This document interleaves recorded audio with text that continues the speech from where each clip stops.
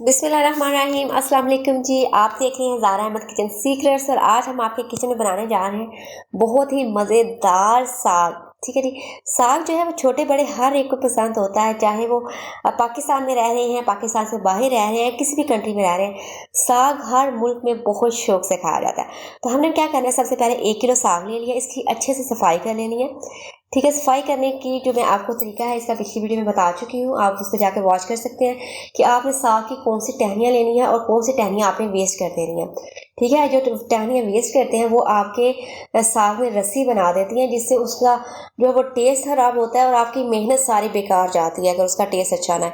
ठीक है, सारा साग हमने काट के रख लिया। उसके बाद पालक लेनी है, पालक के पत्ते लिए, आधा किलो पालक ली हमने और उसको भी हमें इसी तरीके से मोटा मोटा काट लेना है। ठीक है जी, ये तो चीज़ें होगी। उसके बाद हम इसमें ऐड कर देंगे बाथू। ठीक है, बाथू आपको इस फॉर्म में मिल जाएगा। ठीक है, 1 पाव हम बाथू लेंगे। ठीक है जी, 1 पाव तकरीबन आपने लेना है और आपने क्या करना है, इसके जो पत्ते हैं ना सारे, इसकी टहनी से इस तरीके से अलग कर लेने हैं। ठीक है, ये मैं आपको वाज़ह दिखा रही हूँ। ठीक है, इस तरीके से आपने सारे पत्ते उतार लेने और ये बहुत सॉफ्ट होता है बहुत जल्दी ये कट जाता है और बहुत जल्दी ये साफ़ हो जाता है। इसी तरीके से आपने इसकी सारी टहनियाँ जो है वो पत्ते उतार लेने हैं। आपको मैं दिखाती हूँ, देखें कितनी आसानी से ये कट रहा है। तकरीबन 2 से 3 मिनट भी नहीं लगेंगे और आपका ये साफ़ हो जाएगा।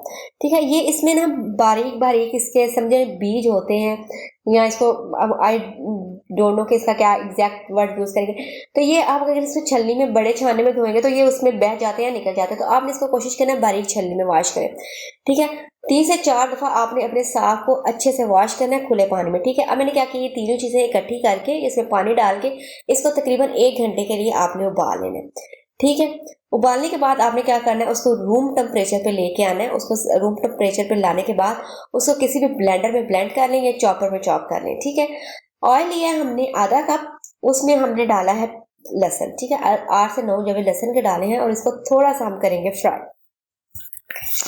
साग जो है वो मैंने बहुत से लोगों का टेस्ट किया है, बहुत से लोगों का, लेकिन अल्हम्दुलिल्लाह हमारी फैमिली में मेरी नानी अम्मा, मेरी मम्मा और मैं जो साग बनाते हैं ना, वो आप मीन्स के अराउंड हमारे अराउंड ऑल अराउंड कोई भी नहीं बनाता। ठीक है, तो हमारे सराउंडिंग में कोई बंदा वैसा साग नहीं बना सकता जैसा हम बनाते हैं।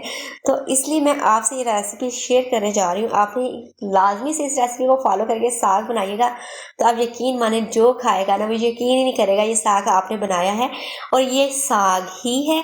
और इस साग को आपने किस तरीके से बनाया है ये कोई बंदा पूछे बगैर रहेगा ही नहीं।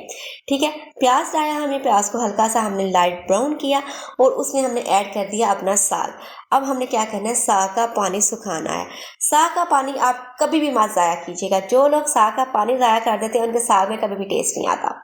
ठीक है, साग का पानी नहीं ज़ाया करना। अब इसको पानी को सुखा लेंगे। कुछ लोग तो इसमें मकई का आटा, बाजरे का आटा डाल के वो सुखा लेते हैं, या दूसरा आम जो आटा होता है गंदम का, वो डाल के ना इसको सुखा लेते हैं। तो आपने ऐसा कुछ नहीं करना, इसको अपने इसी तरह सुखाना है। तो क्या होता है कि जब इसको हम सुखाते हैं बहुत ज़्यादा छींटे ऊपर पड़ते हैं, इसलिए आपने इसको हमेशा ढक के जो है वो सुखाना है। और जब आपने इसे चम्मच हिलाना तो इसकी फ्लेम पहले 2-3 मिनट लो कर लें, उसके बाद इसमें चम्मच हिलाई, नहीं तो इतने इतने छींटे पड़ते हैं ना, बंदा जल जाता है।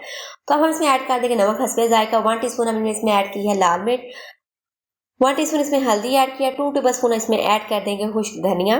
ठीक है जी, उसके बाद हम इसमें ऐड करेंगे गरम मसाला 1 टीस्पून। इस तरीके से हम कद्दूकश करके बारीक बारीक हाथ से चॉप करके अदरक ऐड कर देंगे। सॉरी, ये एक पीस इसमें साबुत चला गया, चले ये भी अच्छा हुआ। ये मैं आपको भी कट करके दिखाती हूँ कि आपने क्या करना है, इसको कैसे अदरक को चॉप करना है। क्योंकि जब आपके खानों में इस अदरक होती है मोस्टली सब्जियों में यूज़ इस तरीके से, गोभी में, शलजम में, पालक में और साग में इस तरीके से काट के आप अदरक ऐड करेंगे ना, तो आपके खाने को वैसे ही 4 चांद लग जाएंगे, इतना लजीज खाना हो जाता है। ठीक है, इस तरीके से बारीक बारीक आपने काट लेने।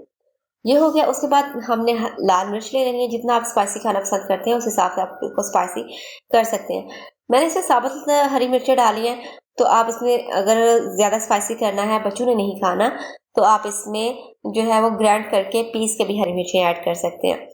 तो मैंने इसे स्पाइसी का यूज़ ज़रा कम किया क्योंकि बच्चों ने खाना होता है तो वो ज़्यादा स्पाइसी हो जाए तो वो खाते नहीं है। और आप इस तरीके से बना लें बच्चे हैं। और अगर आपने पर्सनली कुछ ज़्यादा स्पाइसी खाना है तो आप जब इसको तड़का लगाएं ना, मोस्टली लोग होते हैं तो देसी घी का तड़का लगाते हैं। तो आपने क्या करना है, उसको वो तड़का लगाते हैं उसमें मिर्चें भी फेंक लेनी है और आपका स्पाइसी साग तैयार हो जाएगा। तो अब इसमें सारी चीज़ें मिक्स करके मैं इसको रख दूंगी 2 से 3 मिनट के लिए कवर करके, ताकि इसका ऑयल एक तो निकल आए। ठीक है, ये ऑयल छोड़ दे। दूसरे नंबर पे इसमें तमाम मसाले अच्छे से यकजान हो जाए, उनका फ्लेवर डेवलप हो जाए। ठीक है जी, 2 मिनट के लिए कवर करके रख सकते हैं। आप देख सकते हैं ढक्कन का क्या हाल हो चुका है। अभी मैंने इसको साफ किया थोड़ा बहुत चम्मच से। तो अब हम इसकी सर्विंग कर लेंगे अपनी सी प्यारी सी डिश में। तो आप देख सकते हैं कि हमारा बहुत ही मज़ेदार सा क्रीमी और जूसी साग जो है वो रेडी है। ठीक है, आप इसको सर्व करें मकई की रोटी के साथ, बाजरे की रोटी के साथ। उसकी रेसिपी भी मैं आपको जो है अपने चैनल पे दे चुकी हूँ, रोटी आपने किस तरह बनानी है, क्योंकि सबसे मुश्किल काम होता है मकई और बाजरे की रोटी बनाना। तो आपको मैंने वो तरीका बताया कि आप बच्चे भी रोटी बना लेंगे। ठीक है, तो ये साग हमारा रेडी हो गया। इसको लस्सी के साथ आप खाएं, देसी घी और मक्खन के साथ, तो आप बहुत इंजॉय करेंगे। आई होप से वीडियो अच्छी लगी होगी। वीडियो अच्छी लगी तो जल्दी से लाइक कीजिए, चैनल को सब्सक्राइब कीजिए, फ्रेंड्स फैमिली के साथ शेयर कीजिए। नेक्स्ट वीडियो में हाजिर होंगे एक नई रेसिपी के साथ। तब तक रखिएगा अपना ढेर सारा ख्याल और मुझे रखिएगा। तो हम याद। अल्लाह हाफिज़।